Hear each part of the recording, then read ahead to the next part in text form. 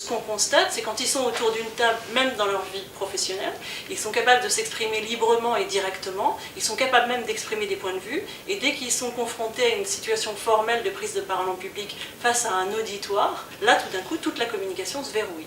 Donc cet écart-là, ils sont capables de le mesurer très très rapidement en l'espace d'une séance. Il y a une chose qui est sûre, c'est qu'il y a une espèce d'idée préconçue de ce que devrait être la prise de parole en public dans une entreprise.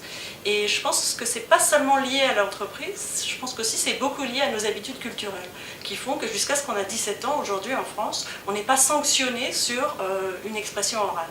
Très concrètement, on nous a appris à nous préoccuper de ce qu'on allait dire, d'accord, mais on ne s'est jamais préoccupé de savoir ce que l'autre allait entendre.